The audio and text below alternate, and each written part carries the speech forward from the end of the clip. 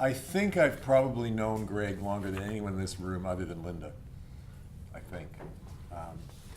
To the best of my recollections, we met in 1968, that momentous year across the world. We've realized recently that we'd been in the same class in Canadian history the year before, but neither of us remember meeting in that. There were 300 students in the class. But in 1968-69, we were both third-year undergraduate students at the University of Toronto in history, part of a great cohort that, amongst others, included Nikki Strongbode. We got to know each other as students committed to a more democratic university as part of a more radically democratic society. In 1968, the name of the game was student power, and we worked partly through the History Students' Union to get better student representation in the department decision-making. One of our staunchest allies was Natalie Zeman Davis, who was here, despite the fact she's got to be at least 87. She was at this conference yesterday, asking questions. But she was shortly after this episode pushed out of the U of T History Department, of course. In 1969, when both of us were elected to this campus-wide Students Administrative Council, our efforts turned to university-wide governance. Greg was the university commissioner on the SAC's Student Council executive and was caught up in the debate over a new report on university decision-making that recommended student parity with faculty on university governing bodies. Great issue of parity, which was a rallying cry. We also had to deal with a report on disciplinary practices for students, which recommended dismantling the in loco parentis assumptions of the past. It was a very heady times in terms of challenging all sorts of authority patterns in the university. My personal contribution was to fight the fight to end staff washrooms on campus. It was appalling. Being on SAC also brought us into national forums for student debate under the auspices of the old Canadian Union of Students, CUS conferences and seminars, as well as a remarkable pamphleteering service that the organization provided, immersed us in the heady politics of the Canadian New Left. Closer to home, Greg was active in Toronto's New Left caucus. I was a bit more cautious fellow traveler to the NLC, as were several members of the Students' Council. There was a lot of overlap going on between New Left Caucus and the Student Council that year. I vividly remember how the New Left Caucus and its supporters undertook to disrupt speeches at a polite orientation dinner at U of T's Hart House, where Greg was on his feet confronting the university's acting president. It was far from a successful action. But to my parents' great consternation, I appeared on the front page of the Globe and Mail the next morning. We were also both regular shock troopers at demonstrations in those days, and on May 4th, 1970, we were both amongst the thousands of people who showed up outside the U.S. consulate in Toronto to protest the U.S. invasion of Cambodia.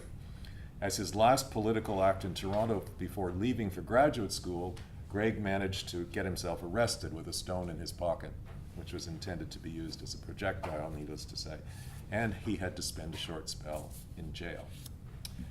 That was a turning point in my relationship with Greg, not because I didn't like jailbirds,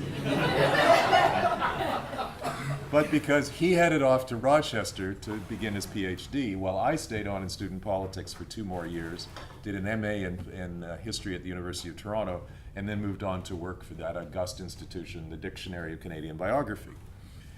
In the late 1960s, Greg had been a political inspiration for a quiet working class kid from Scarborough, like me.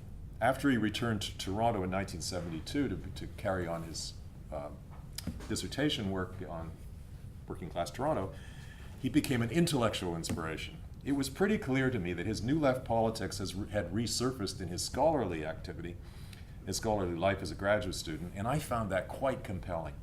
He seemed to be committed to a different kind of academic community from the one that I experienced during my dismal MA year at the University of Toronto, and he wanted others to come on board. He began feeding me references to the newest scholarship in working class history and helped to fuel my decision to return to graduate school a couple of years later. His enthusiasm also convinced me to apply to Dalhousie, where he started a tenure stream appointment in 1975. After doing an MA in comparative labor history at the University of Warwick, along with that young, wet behind the ears whippersnapper Ian Mackay, both of us arrived back in Halifax in September 1976 to start our PhDs in at Dalhousie. I discovered that Greg had already set the place on fire intellectually in his first year in the history department, and was simultaneously taking a leading role in the Committee on Canadian Labour History, whose journal he began to edit that year. He was helped by supportive colleagues like Michael Cross and Judy Fingard, and by the arrival of a small stream of like-minded graduate students: David Frank, Nolan Riley, Sharon Riley, Ian Mackay, John Manley, and me, to name only a few.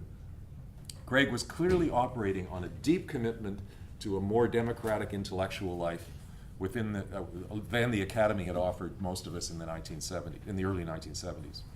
In the Kealey vision, the subject matter had to expand to include those excluded or marginalized, especially the working class, and historical scholarship had to be rewritten to adapt to the inclusion of those new historical agents. In the spirit of the New Left, the social relations of the new academy had to be egalitarian, non-hierarchical, unpretentious, interdisciplinary, and open to the wider community beyond the ivory tower. So, he insisted that everyone be on a first-name basis, regardless of rank. This was shocking to some of the old members of the Dalhousie History Department. He set a sartorial standard that emphasized comfort and informality.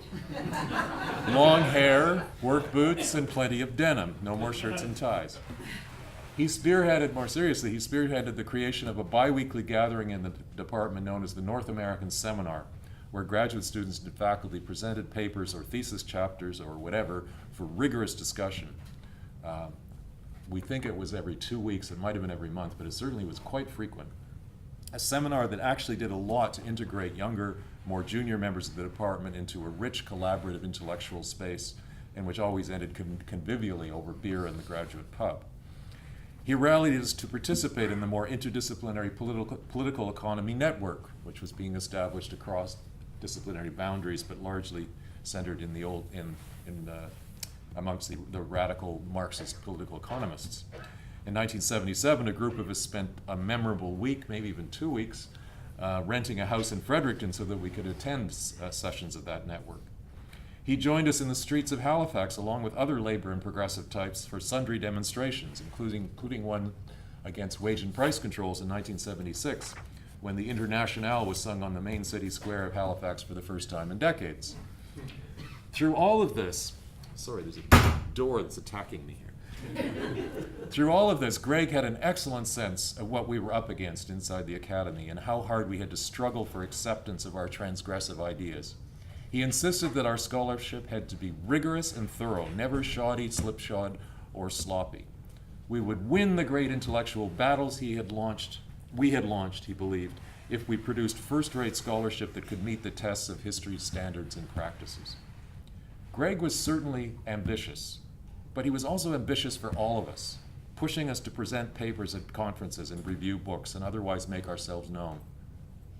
The result of all these efforts was a rare and special moment that emerged in the Dalhousie History Department, where the sense of being part of a new political and intellectual project was palpable on a daily basis, not just because we were wearing work boots.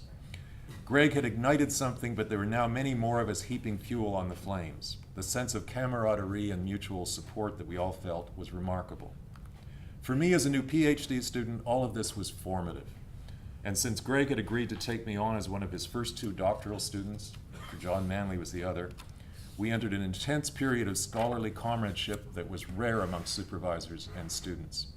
He gave me the space to work on my own ridiculously ambitious dissertation topic and fed me advice and readings in copious quantities. And to that word, because Greg loved the word copious. Always talking about copious this and copious that. It was not always an easy partnership.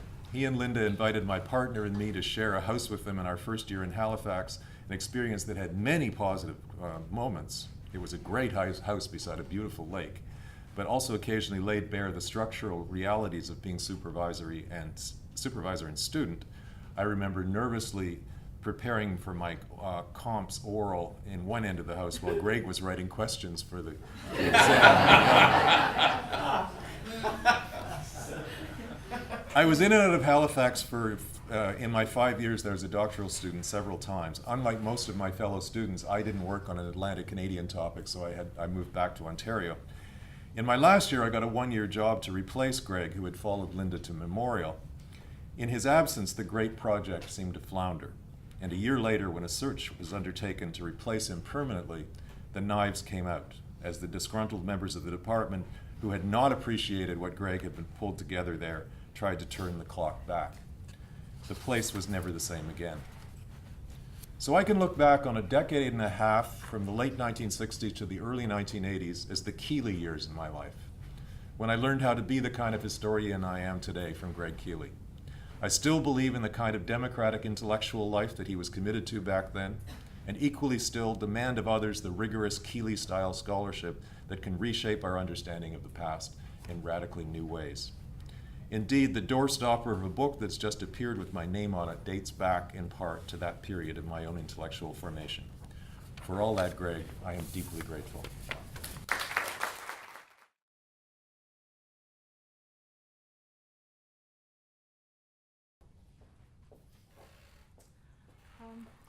I think what's interesting in hearing Craig and Sean speak is that there's a parallel theme that runs through my talk. I heard the words when I heard the two previous speakers, and that's Greg's incredible generosity. You're going to hear that a lot from me as well. And I also have some personal stories in here to tell too. I started my PhD at Memorial in the winter of 1987. And I was amongst the first of a new, the first cohort, as I understand, of Greg's graduate students. I gathered there's two cohorts, the bunch of us that are older, Craig, Sean, and I, and another group that came along since, probably when Greg was at UNB. And I remember the winter of '87 arriving in St. John's.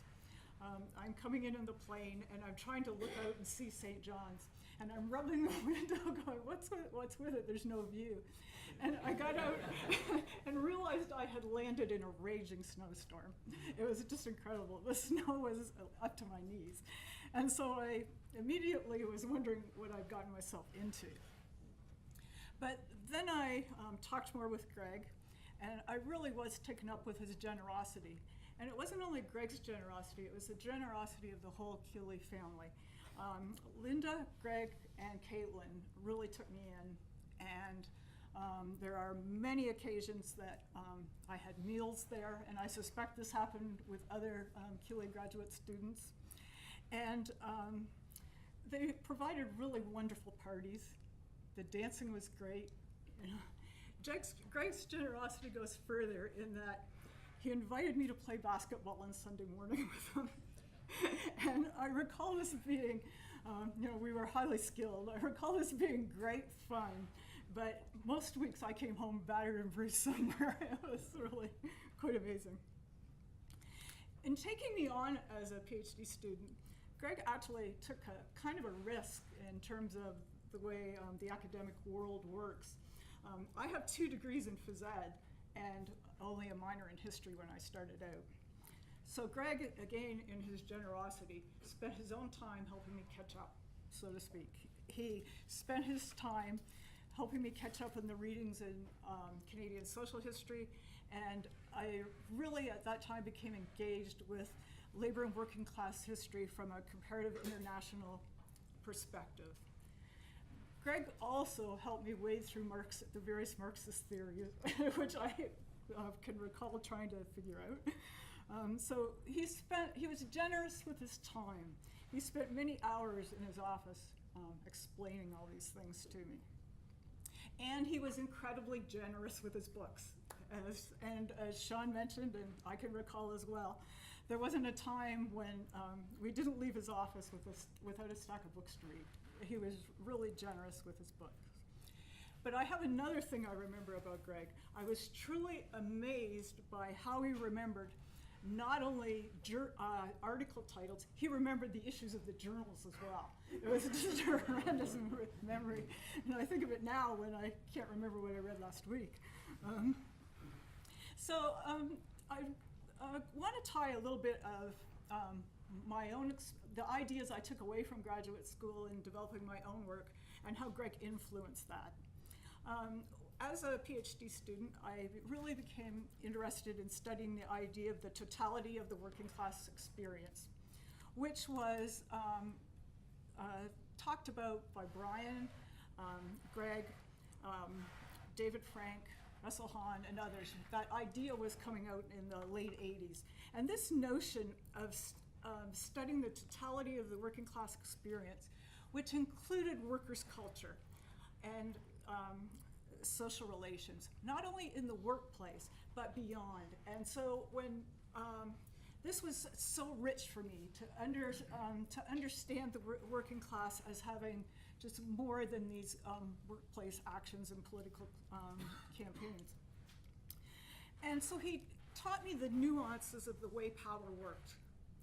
And the way power worked not only based on class, but I was also learning about how power worked around issues of gender. And this is where Linda's contribution influenced me intellectually beyond belief as well.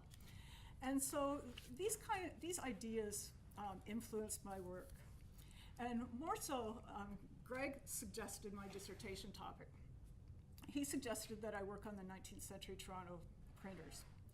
And this research, I continued in my postdoc and eventually became the first book, added to that idea of the Toronto worker, his book, The Toronto Workers Respond to Industrial Capitalism, the idea of trying to add gender and to what I could do at that time, a lesser degree on ethnicity. So building on Greg's idea of the culture of the workplace and the work of historians interested in studying the labor process, I tried to show how masculinity and femininity shaped the division of labor during Toronto's industrial revolutions, as employers sought to replace skilled workers with comparatively less expensive women workers. This, of course, was resisted by the mostly male membership of the typographical union. And so I drew from this these ideas that within the working class also there was a bit of a hierarchy going on. And at that time there was a lot of debate about whether there was an aristocracy of labor. And I remember thinking of that idea quite a bit as I worked through that. And the inequalities that happened within workplaces. I found that women, for example, in the bookbinders were always employed at the lesser skilled jobs. They were doing the folding, the collating, and stitching because they had, as socially constructed women had nimble fingers and could do this. While the men occupied the more skilled jobs of constructing the leather bindings. So what I walked away with is a way of thinking about how class and gender and ethnicity were kind of intersecting webs that served to confirm ideas of power and privilege and authority for some groups of workers in the workplace. I also learned from Greg a lot about thinking about what a primary source was for doing research. It was from Greg that I learned, for example, that workers' poetry, fiction, political cartoons were all important sources for historians at a time when it was still very dominant in the profession that those kinds of sources were peripheral at best. So Greg really opened the world for me into thinking about what could be sources and used for primary sources, and that influences my work to this day. And so using these kind of sources in my own work, I was able to explore the ways in which language, symbols, and popular culture were integral to understanding the ways workers and the way workers experience the world. And I was really engaged with the world of the Toronto labor reformers. I was fascinated by the cartoons of John Wilson Ben Goff, who Ramsey Cook also wrote about. I was attracted to all the representations about Ben Goff made about Miss Canada and how they were used to comment on the politics of the state and the state of the nation, but using this gendered imagery. When I moved on to Windsor in 1997, I took up a new project on the development of the oil industry in Petrolia, Ontario, where I had a family connection. And I automatically came back to Greg's ideas of thinking about class formation and labor process and culture and community in developing this study. I was interested in these ideas of workplace culture that I'd acquired at grad school and tried to study how a group of skilled oil drillers left Enniskillen Township and journeyed to what they called foreign fields, the Middle East, Eastern Europe, and South America. And what really fascinated me was thinking about how that culture worked, but in some ways, how being disappointed in some ways with sources I had to work with. My great-grandfather was one of those drillers, and I found out absolutely nothing about him in what was left, so it was disappointing in that regard.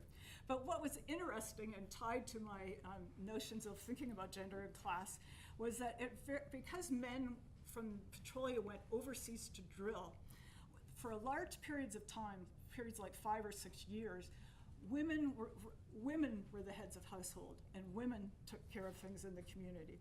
And so and oftentimes, in thinking about these family and conflicts with family, when the men returned, there was considerable tension and conflict because they'd been absent so long, largely.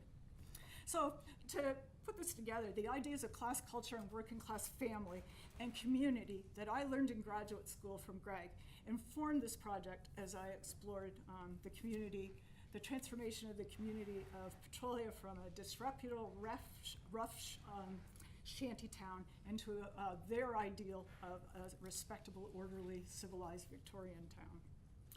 So these ideas about thinking about class, thinking about gender and femininity are influencing the work I'm starting to take up now to look at how the modern girl is constructed using Hollywood film from the 1920s. But it's interesting how I keep going back to those ideas, because in considering the movie industry in the 1920s, unlike the state is in now, women were heavily involved and had a considerable amount of power. They were employed as screenwriters, directors, of course as actors, and as extras. So all of these ideas I got from Greg about thinking about the workplace is making me think about their workplace in the 1920s. And so in tying it all up, I'm really deeply grateful to you, Greg, for taking me on in the first place, your generosity with your time and your resources, probably most of all for you for putting up with me, and for inspiring me to think about the culture of the working class and class struggle.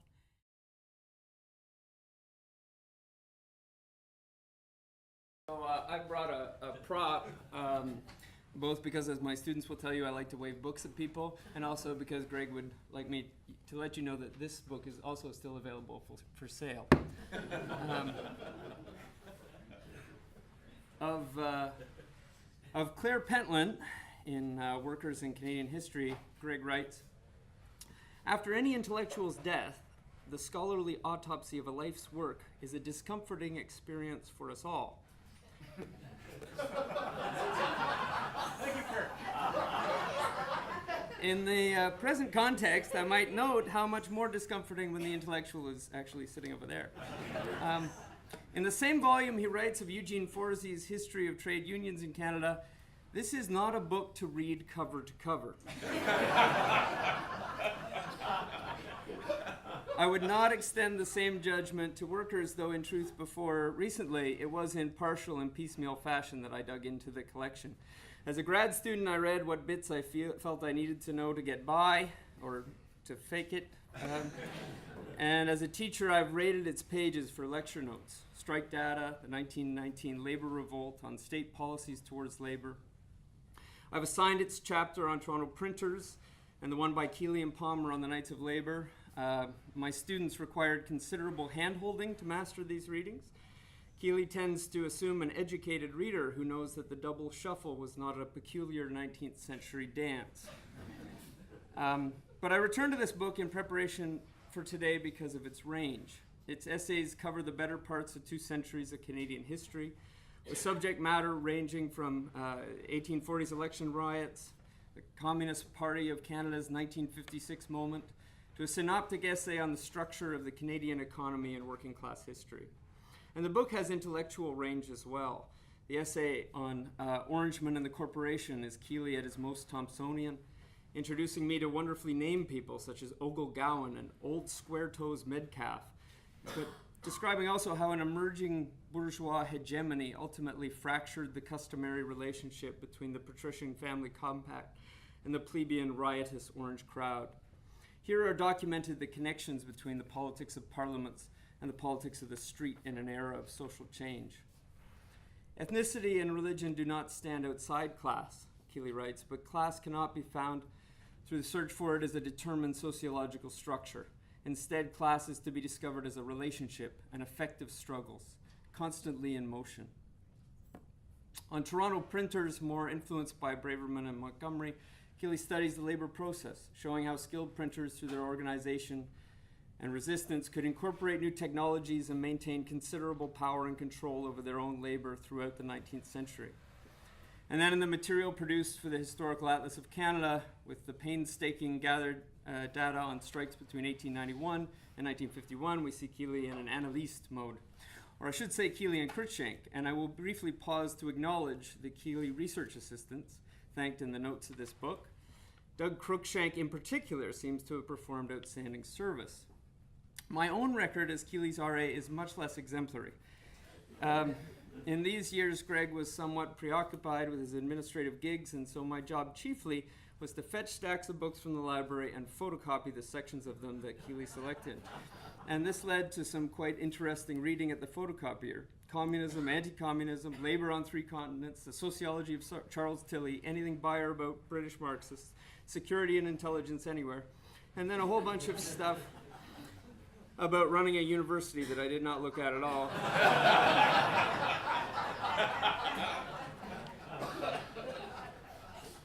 If I did not do much research per se, I did learn something about what being a scholar can mean in terms of abiding curiosity, breadth of interest, and of course enormous photocopying bills. I once asked Greg why a scholar of his ability would give up a research position to work in university administration. I think it was a good question, if not a polite one, and I'm pretty sure I didn't get a polite answer. But the real answer is in this book. In the historiographic overviews, and particularly in the section Antecedents, Kealey pays close attention to the means of intellectual production, how Rockefeller money brought Leonard Marsh to McGill and led not only to the Marsh Report, but to the training of students who made a contribution to the writing of labor history. Kealey acknowledges Harold Logan and Claire Pentland, Fred Landon, and student J.I. Cooper, and he gives credit to these scholars for the work they did, but he also shows how marginal they were within the profession and how little they were able to move the historiographic consensus. Arriving at Kealey's own moment, the formation of the CCLH and the launch of Labour le Travail, he identifies a cohort of historians interested in Canadian labor history not simply as a category of political economy, but part of the history of society, in which workers are studied in a totality that includes their cultural backgrounds and social relations, their institutions and economic and political behavior. And this project includes for him studies of gender and the family, of ethnicity, of migration, and of the state. A major task for historians, he writes, has become the analysis of politics and political systems from a resolutely social perspective. This was the Canadian version of Hobsbawm, From Social History to the History of Society. And when we look back on Kealey's career, the effort to make primary sources accessible, to create opportunities for publication, and to obtain the means to support the work of essentially anyone who was trying to add an inch to the house, we see that this project was conceived as a collective endeavor from the outset. 15 years after the formation of the CCLH, when Kealey was the age I am now, he could look already back with considerable pride on the progress made in disrupting and transforming Canadian historiography. It's been 15 years since I started my MA with Greg, and in that time Canadian historiography has grown considerably, shifted and evolved, but I don't perceive that it has been transformed in a comparable way. The infrastructure created by the earlier cohort, Labour le Travail, for example, was an accepted fact, an invented tradition by the time my university studies began. To some degree, I've had or taken the great liberty of conceiving historical scholarship as an individual pursuit. And reading this, I wondered, could I or do I have a cohort? And if so, what kind of blueprint might allow us to build something together? I tend to agree with the view of Jeff Kealey that if the idea of from social history to the history of society was premature in its optimism, it was not misplaced in its aim. The structure of working class history, which is the subject of Kealey's now 30-year-old essay of that title, may need revision in light of subsequent research, but it may also need reassertion to demonstrate the persistent value of analysis grounded in historical materialism. Fortunately for all of us, this intellectual autopsy is premature. Kealey is back in the archives, and he tells me reveling in the joys of empiricism. I hope, however, that he considers revisiting some of the historiographic and theoretical ideas in this collection in light of recent trends. His perspective on the where we are in light of where we have come from would be most welcome in helping us to conceptualize where it would be useful to go for those of us who hope to make the past not just relevant, but transformative to the present and to the future. Thanks, Greg.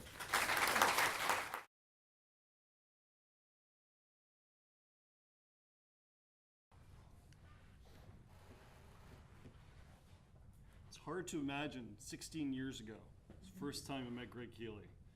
From the very beginning, Greg exhibited an essential quality for a supervisor. He was incredibly patient.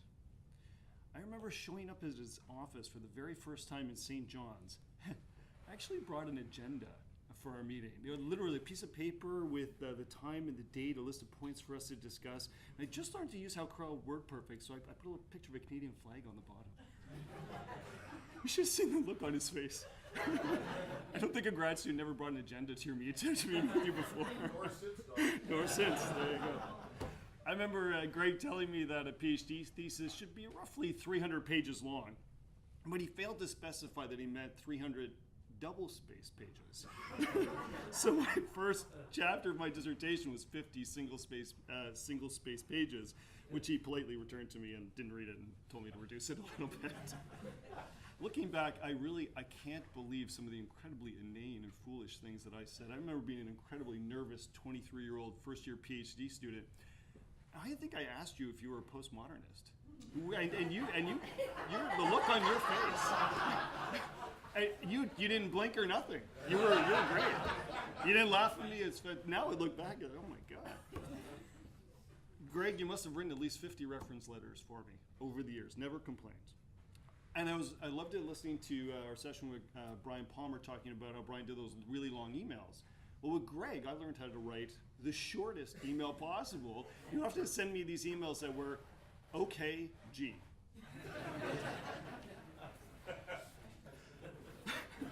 Yeah.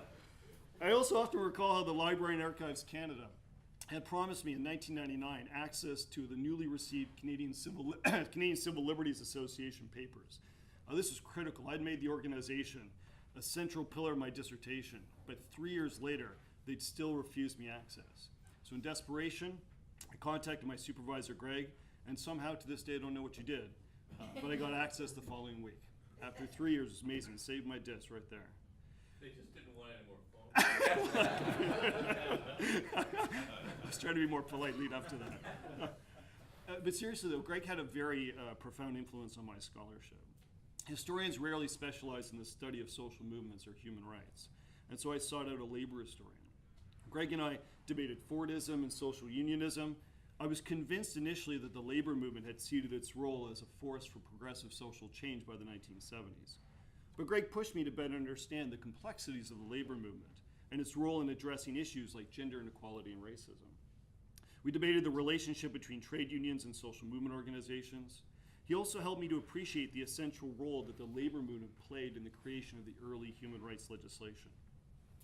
Most people know Greg's scholarship on the impact of industrial capitalism on the working class from his pioneering studies on Toronto workers of the Knights of Labor. One historian has described the latter book as, quote, magisterial command of detail and anecdote, accomplished a major reinterpretation of a key period of North American labor history, quote. Even his critics were laudatory. One critic described him as, quote, one of the most gifted Canadian practitioners of the new labor history, end quote. But in my mind, Greg's most enduring contribution to Canadian history is his work on the security state. This was most recently highlighted in his co-authored book, Secret Service, but goes back to at least 1992 with a seminal article in the Canadian Historical Review on state repression. He also wrote a very important article in 1988 on the RCMP and the Public Archives of Canada. Now, I highlight this aspect of Greg's scholarship because it is easy to overlook how incredibly difficult and frustrating it is to study policing in Canada. The freedom of information regime in Canada has often been an obstacle to historical research. I think we owe Greg a debt for his hard work and determination in uncovering the myriad ways in which the security state in Canada has actively pursued an ideological war against the left. In some ways, though, Greg's most notable contribution is to our profession. He helped found Libre le Travailleur. He was president of the CHA in 1998-1999. He served on Shirk Council. He was Dean of Graduate Studies at Memorial University and later Vice President Research at the University of New Brunswick, among other roles. In 2002 to 2012, during his role at UNB, research revenue at that university grew from $31 million to $60 million. And the number of postdoctoral fellows increased dramatically from 26 to 144. According to the staff of the University of New Brunswick, Greg articulated his vision clearly, generously supported them, and worked tirelessly to advance UNB's research infrastructure. As one of them explained, Greg's, quote, grasp of the issues at both the provincial and national levels resulted in his gaining and retaining the respect of key individuals at all levels of private industry and government, end quote. For myself, I think I learned from Greg the importance of being active in our profession through organizations like the CHA. There has never been a more critical moment in our profession's history to be active. Governments are becoming less, not more transparent. There's been a frontal attack on the census. Archives are reducing hours and refusing to accept new materials. And funding for research is increasingly difficult to come by. At a time when the Prime Minister is telling Canadians to avoid committing sociology, it is essential that we collectively defend the humanities and social sciences. I had the pleasure several years ago of collaborating with Greg and Lara Campbell on a book on the 60s, and that got me thinking about generations and generational change. In 2010, more than 30% of university faculty in Canada were considered new scholars. These types of sessions are a wonderful opportunity to reflect upon how our colleagues have profoundly shaped this new generation of scholars. Yet I think we should avoid seeing this as a farewell moment. I suspect we haven't seen or heard the last from Greg. I recall speaking many years ago with another highly respected member of our profession. He suggested that we can expect only a small fraction of scholars to take on the burden of leadership from which we all benefit. Greg rightly deserves praise for being among that minority. As early as 1981, in a review published in the American Historical Review, the author described Greg as, quote, the undisputed leader of the second generation of Canadian labor historians, end quote. Since then, Greg has lived up to that reputation. Today is not so much about discussing generational change or past accomplishments, I think, as it is about acknowledging those qualities that enable people in our profession to excel. Greg has set an example that all new scholars can try to emulate as we navigate the difficult waters ahead.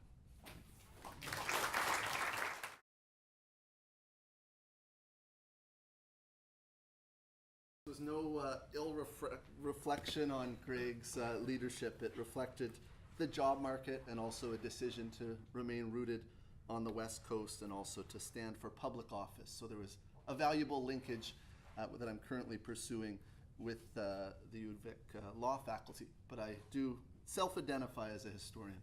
And I think Greg had a big role to play in that. And also Andy, who first taught me labor history when he was working as a sessional during my undergrad at UVic. So I started working with Greg in 2003. I believe I was his second, or I am his second to last doctoral student. Oh, maybe third, somewhere near towards the end. And my comments, I think, build on a lot of what Dominique just was talking about. And I actually flew on the overnight flight because I'm primarily here for the Canadian Law and Society Association, which just started today. So I'm a little bit tired. So if you can give me that indulgence with my comments. I think building on Dominique's comments and the other speakers, I think there's 4 key elements of Greg's character that stand out in terms of his role as a historian, and it intersects with a lot of what others have said. First of all, I want to talk about Greg, the archivist. I had the pleasure of bringing some order to Greg's voluminous personal special collections division, which a decade ago, or 13 years ago, 12 years ago, consisted of about 350 file boxes of copied records, and I'm not exaggerating, from the LAC and other depositories, 8 to 10 full filing cabinets of secondary materials. And at the time that I started working with these documents as Greg's RA, the Kealey Special Collections Division had been moved in an omnibus fashion from St. John's to Linda and Greg's basement in Fredericton with their relocation to UNB. It was fortunately transferred to a fairly expansive, dry, well-ventilated, and high-ceilinged basement, but Greg jumped primarily into his work as Vice President Research at UNB upon his arrival, and it obviously took some time to get landed in that administrative role. So when I found them, they were in a fairly raw fashion, and over several weekends in the autumn of 2013, I worked through these documents and got essentially stacked them along the different walls, ordered the boxes in the proper format. All the secondary sources had actually been boxed up and had to go back into the filing cabinets by theme and subject matter and period. Over the course of doing that, I guess, administrative work, I came across a number of really rare relics on topics ranging from Toronto printers to Fenians to the Knights of Labour, to quantitative analysis of strikes in Canada and other jurisdictions, to the emergence and evolution of the national security state in Canada. And that collection, I think Greg is finally now having an opportunity to tap into. And that kind of leads into the second quality that I want to touch on, and that's Greg the scholar. Now, a number of other speakers have addressed that, but I think what that collection demonstrated and what Greg's work demonstrates is his love for knowledge and his accomplishments and also his aspirations as a historian. He was a rabid collector. So even when he was working flat out to expand and drive the research agenda of UNB and the province of New Brunswick more generally, he continued to deploy his RAs on this mission of collection and investigating. And Kirk identified a few journals, and those were actually the same ones I had here in my notes. Communism and Anti-Communism, the National Security Studies and Intelligence, and essentially every week, dozens in some cases of articles that Greg had us chasing down. And so that love of knowledge, even when he was working more than full-time on his administrative work, I think demonstrated his passion to the profession of history, but also his commitment to our subfield of the history of labor and the working class. And the fact, even while he was still serving as VP, we saw the books he brought out with Dominique and with Andy and others that demonstrated that commitment to working as a historian alongside all those administrative duties.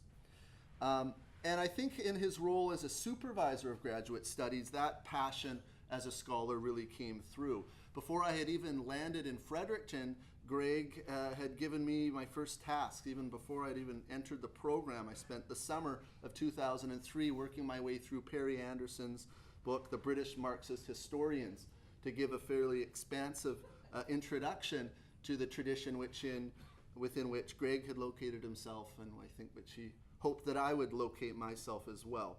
And as we worked through the field in comparative labor and working class history, which several of the speakers have talked about, I began to get a sense for Greg's encyclopedic knowledge for the field, spanning continents, periods, and different approaches.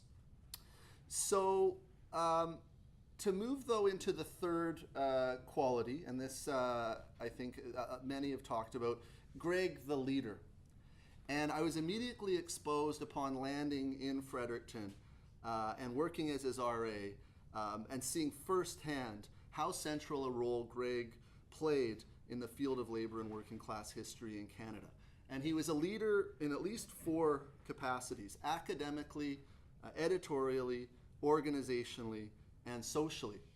And the two most obvious achievements, I think, are the journal that Greg helped create, in which he served as founding editor, and also the organizational network that he built around that journal and the scholars who contributed toward it, the Canadian Committee on Labor History.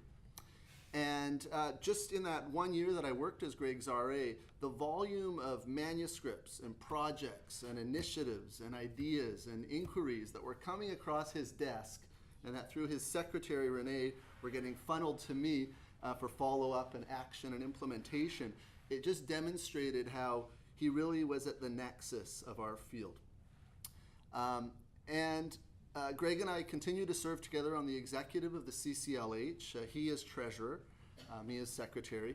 I think Roll has probably occupied that position fairly continuously since the organization's formation.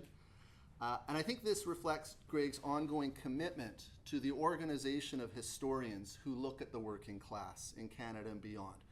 And in many ways, this field is Greg's baby. He perhaps has trouble pushing the baby out of the nest. I think that's a good thing.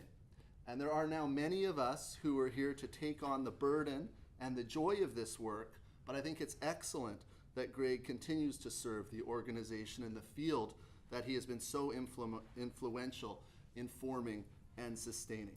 And the final quality I want to touch on is Greg the mentor. And all of us here on this panel certainly know what this means. Notwithstanding all the demands on his time, Greg is unwavering in his commitment to the academic growth and personal well-being of each graduate student he has taken under his wing. And this takes the form of prioritizing time for one-on-one meetings and also very timely response to all forms of correspondence. Dominique mentioned it, I have it here. If Brian is famous for the essay-long email, Greg is the master of the 1 to 3 word email, which he punches out on a BlackBerry on the road or sends from his desk in the pre-dawn hours. And as my own inbox fills up and grows in complexity and volume, I've developed an even greater appreciation for Greg's aptitude at ruthlessly achieving zero inbox through efficient, almost tactical verbiage. And so I think Greg's role as mentor extends to being firm, challenging, but always constructive in his engagement with the written work of his students, whether draft work or published work, attending conference presentations, providing feedback. And finally, which several people have touched on, and crucially, Greg is unwavering in his commitment to create a warm social space in which his students grow and flourish, marked by legendary dinner parties in rooms adorned with cutting-edge socialist realist art, healthy qualities of wine followed by aperitifs and other spirits, incisive discussion on topics from labor and working class history to the events of the day, to a sincere interest in the personal lives of each of his students. And Linda exhibits those characteristics as well. So Greg is a mentor in the truest sense of the word, emulating a master-apprentice relationship that is respectful, challenging, and meaningful in a profound and inspiring way.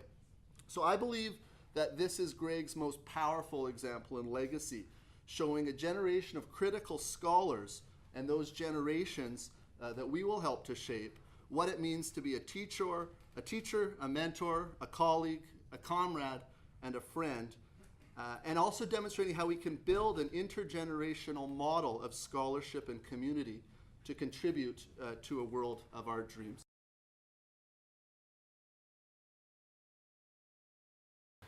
I apologize in advance for the inevitable repetition. There's going to be some repeats. Even Sean, you stole some of my best stuff. So even some of the anecdotes are similar. But I hope you indulge me for maybe 5 or 7 minutes, and I'll do my best to compress it as I go, because I know we really just want to hear from Greg at this point. But I have one basic theme, and I think it's a theme touched on by everybody, and that theme is generosity. Over the years, Greg has shown and modeled it to me and to others in many different ways. There's generosity towards the tradition, generosity towards colleagues and relationships, and of course generosity towards students as well. For me, that's the big handle that picks this all up. I'd like to talk about each one in turn very quickly, and I'll throw in an anecdote here and there, and then by that time I think we'll be ready to hear what Greg has to say. So generosity toward the tradition. I can still remember, actually very, very clearly, how ticked off I was with Greg as a PhD student at Memorial after I received my first major paper back from him. The paper was a hefty assessment of the global literature on waterfront workers. Greg had provided a comprehensive edit, like serial commas. I didn't know what those serial commas and end dashes and so on. But at the very bottom of a 25-page paper, there was one comment. That was it. And it said, "Where is J.I. Cooper?" Now, I suspect that few in this room could answer that question. Greg, I suspect, probably still can. I had no idea. I don't know, Greg. J.I. Cooper. But Cooper was a pioneer labor historian. I won't go through his biography, but a career at McGill and early consideration of the Knights of Labor. But Cooper had also published an essay in the CHR in 1949 on the Quebec Ship Laborers Benevolent Society. It's only about 8 pages long. But Cooper apparently was the missing piece to the puzzle. Now, I didn't appreciate it then. I appreciate it more so now. Like a lot of these things, wisdom comes to you very, very late. But Greg was not being pedantic. He was making a very simple but important point, and that is that the antecedents matter. Even, and this was a point made earlier, even or perhaps especially those that are forgotten. So in other words, Greg was saying, so be generous. Be generous to the tradition. Now this view, be generous to the tradition, was also there in my PhD fields, which included the Webbs and the Hammonds and J.R. Commons and Harold Logan, Jameson, Pentland. I mean, Foucault and Derrida, not so much. And that view is there too in the historiographical essays that Kirk brought up, that were published in the 80s and the 90s and collected in Workers and Canadian History. I mean, as these essays reveal, being kind and generous to the tradition does not mean avoiding sharp judgments. If you reread those pieces, you'll see they're replete with them in the text and sometimes a bit sharper in the notes, like he's trying to bury it a little bit. But I think the lesson is that by being generous to the tradition, you avoid the trap of smugness. And that is so easy to fall into as a graduate student, and not so easy to get out of once you do. I might just add as a footnote, as I return to those essays, I found one passage that I obviously was very taken by it, underlined it twice and dog-eared the page. And I see now that it actually sort of summarizes the meager research output that I've had. These are Greg's words. Once we have asserted that class does have an objective side and have established the broad parameters of the period, we then as historians proceed to E.P. Thompson's terrain. We do so because the questions which interest us are how that class behaves and how its behavior changes and develops over time. I think that's, if I go back, that's kind of been a touchstone for me ever since I read that first as a PhD student. Now, what about generosity towards our colleagues and the relationships that we build? This word has come up a couple of times. I think I am what you might call someone in mid-career. I don't get to check the emerging scholar box anymore on grant applications, and there's nothing quite like a few days at the Learneds to reaffirm that sense of time passing and one generation shading into another.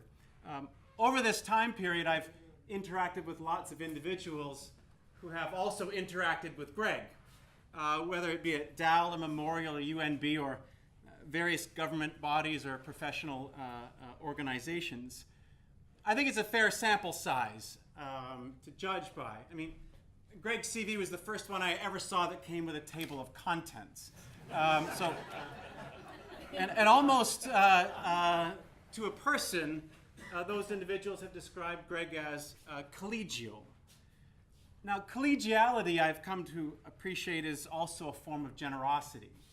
On one level, it's about making a real effort and setting aside real time in your life to handle differences in pursuit of a common goal. On another level, I think collegiality is about trying to maintain a broader kind of Catholic vision of things, and in doing so, being inclusive as a result. Now, not everyone in the academic setting is collegial. I don't know if any of you have noticed that. And the forces in a university context that can act as a solvent on that value are pretty strong, and I feel like they're getting stronger. As we all chart austerity, I think, in our own institutions. But that so many people identified collegiality as a defining trait, and that it's drawn from so many different places and organizations and bodies and projects, I think it underlines something that we all know, and it's really Greg's essential goodness and his essential openness to people. That's important for all of us. I could add to that editorial work is a form of generosity as well. I don't think there's been a book in Canadian social history over the past 30 years that hasn't thanked Greg in the acknowledgement section. Importantly, I think I'd add that Greg never viewed the professional or scholarly links that flowed from these relationships as a kind of private property or something for himself. He shared those links and those networks, and he tried to place his students within them.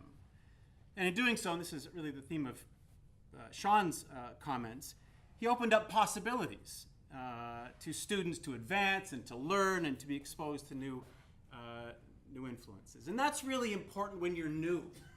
I mean, as I wrote this, I tried to picture myself before I was kind of socialized into the modes of thinking of the profession. That kind of openness or someone letting you in, that's really important. And it's really specific to your kind of life stage.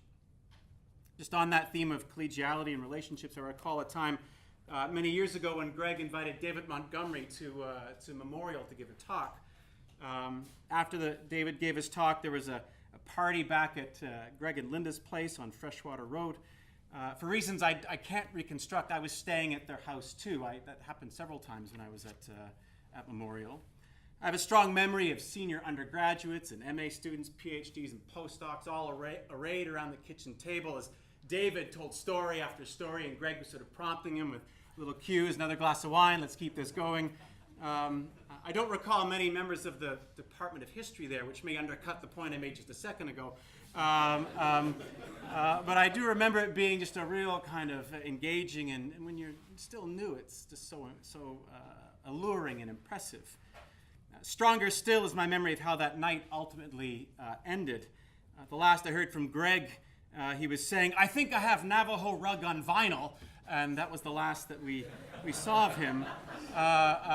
Meanwhile, and this is really odd when you think about it, Linda and I were on the couch with David Montgomery trying to explain the ins and outs of Da Vinci's Inquest. That's just not a scenario I thought I'd ever find myself in as a graduate student. And one can only wonder how the night would have ended if the application for Eric Hobsbawm to join us had actually been successful. That would have been,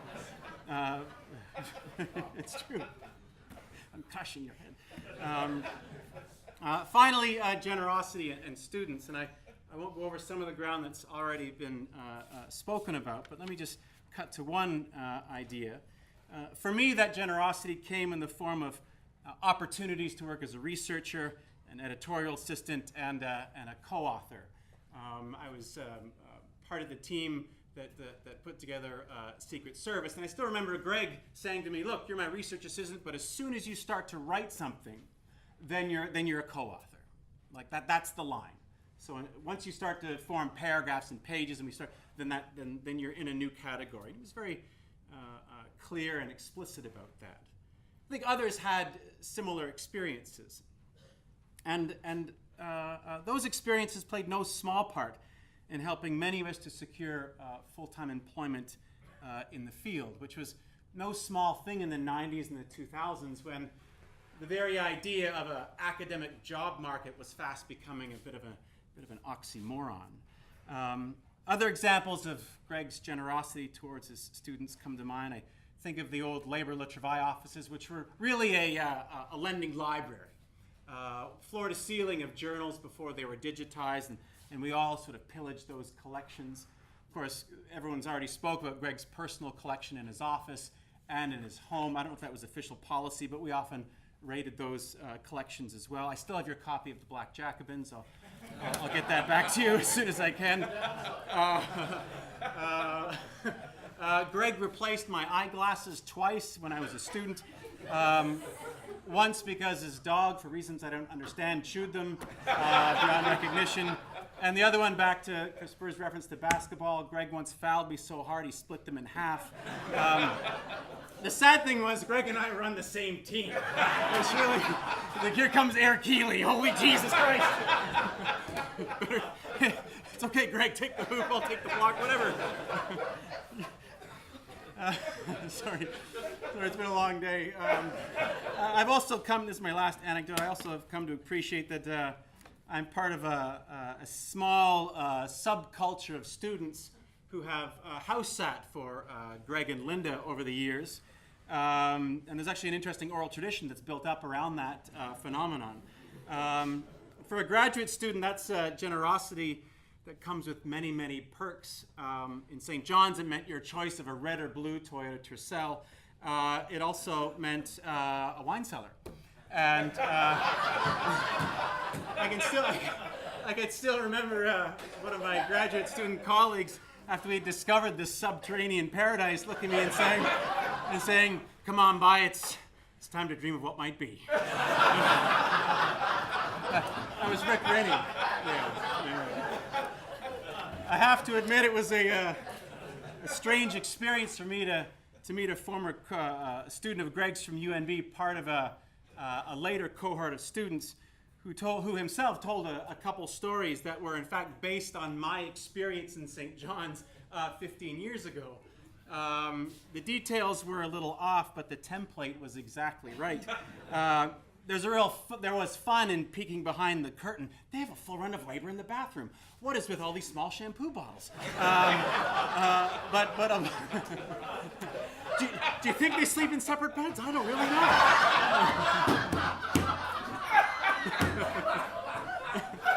Sorry, I had actually crossed that one out, but I thought I just put it back in there. But I'm not going to make it.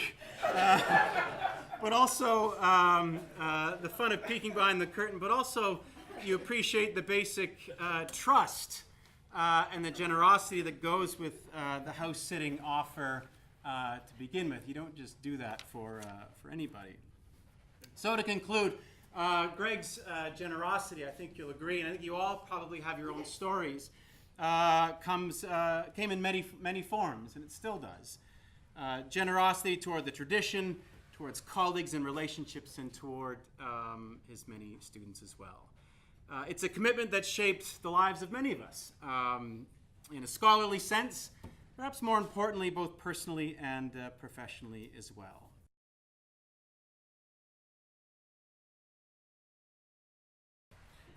I think the thing that I want to share is actually, I'm about to write one of these CHA pieces that many of the people in the room have already written, and I've been trying to think about it a little bit. And I think, like some of the ones that have already been written, I feel quite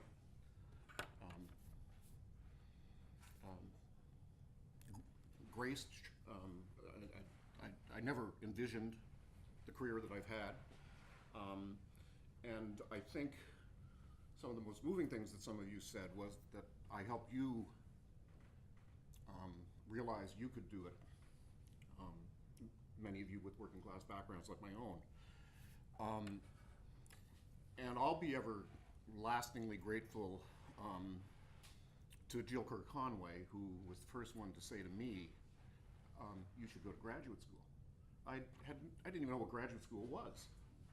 I was in third year at U of T. I knew that I loved history. I was quite stimulated by it, and I was doing all the political things that Craig described, but I always saw the two things as interrelated. But I'd never thought of that. I thought I'd like all my cousins, my sister, all my relatives were teachers, many of them history teachers, but university, never thought of that. So that opened up that horizon, and if I opened up that for some of you, that's wonderful. The University of Toronto History Department was easy to hate. Probably still is. I didn't say that. Wipe that off the tape. But there were some remarkable people in it, and I was lucky enough to find some of them. I failed to find some others, like I failed to study with Natalie, what a dummy. Failed to study with John Beattie, what a dummy. But Michael Cross was certainly one. Jill was another. And then I went to Rochester, and frankly, the description of Dalhousie really, in some ways, makes me feel very warm about that. To hear you guys say that, I guess I lived it, but I'm not sure I knew it from your perspectives as you've articulated it today. But that's what I had at Rochester. I had this marvelous group of graduate students. Herb Gutman was a wonderful supervisor, and I think the generosity, the warmth that Linda and I tried to deal with all of you came from, some of it from Herb, but also from Christopher Lash, who was my other supervisor. The Lashes threw great and lavish parties, and our relationship to those parties was just like you guys were describing. I mean, I'd never had cognac before, and there were bottles of cognac out. Oh yeah, I'll have some of that. Can I have some more? And that experience at Rochester, I think, it was very much of the time. The group of students were all student activists who'd come together. A couple of, I mean, I'm going to say generations, but we were always obviously only a few years apart in age, but people like Russell Jacoby on the kind of intellectual history side, David Noble, Leon Fink on the labor history side. It was just a remarkable mix, and the intellectual dynamism of the place partially came from the great faculty, but it really came from the students themselves too. So it was a community. And I guess the long and short of what I most want to say is that I have consciously worked to create community in a certain sense, and then much of the stuff with students is accidental. So it was my style. It was easier when I was younger. I probably had slightly more distant relationships with those of you who came as I was an old fart. But some of that wasn't conscious. And once I sort of grew into being an academic administrator, some of it truly amazed me. Like, when I was Dean of Graduate Studies, if somebody had come to me and said, I'm living with my supervisor, duh, it never crossed my mind that that was inappropriate. I think it crossed some of my Dalhousie colleagues' minds.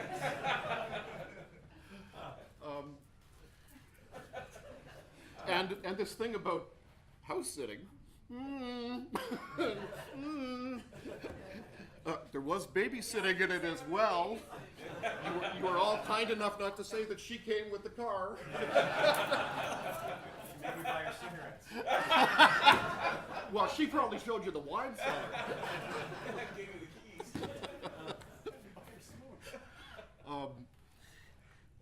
So some of it wasn't conscious, some of it was.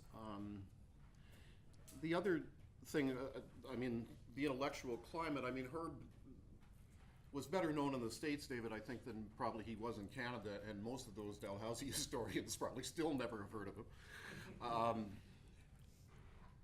But he and Lash were kind of a perfect tandem because they had really quite different strengths. Herb was never one of the world's great stylists, for instance. Lash, on the other hand, was a brilliant writer. I'm not sure that I learned very much from him, but I tried. The other thing, of course, is the influence of people who I didn't study with, and you all heard how important some of them were in Brian's intellectual makeup. But certainly Thompson was important to me as well. And now that Craig has blown my criminal record. I do have an official pardon, by the way. I read The Making of the English Working Class in the Don jail. Honest to God. I couldn't figure out where all those places were, and of course I didn't have any other books to check. I mean, the West Country was kind of,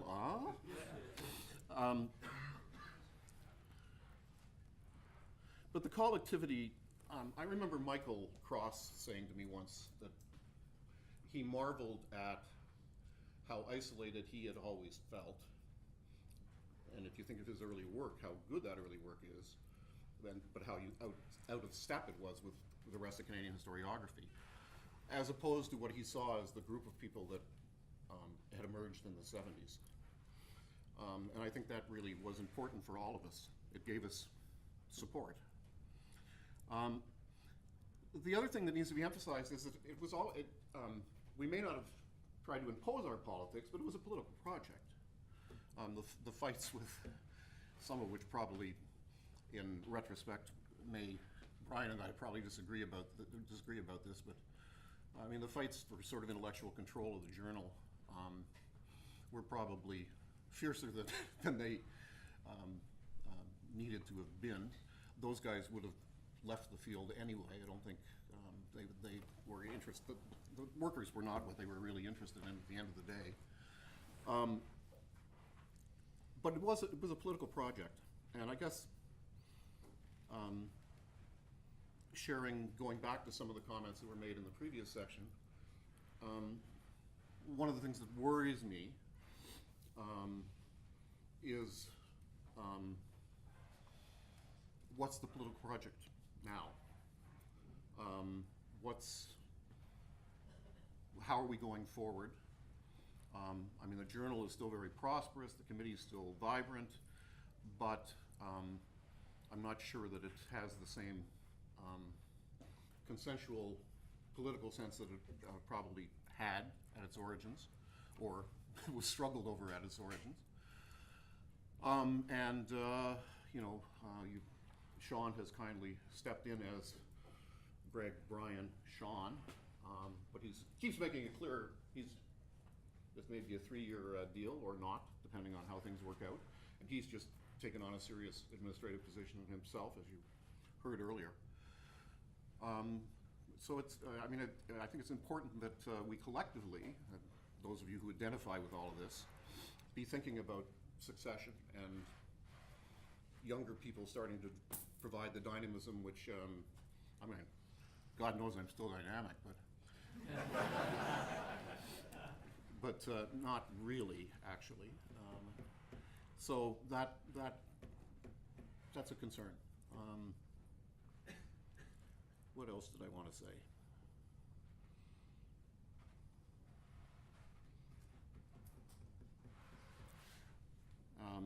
Yeah, I was never really very good at basketball. But it was fun.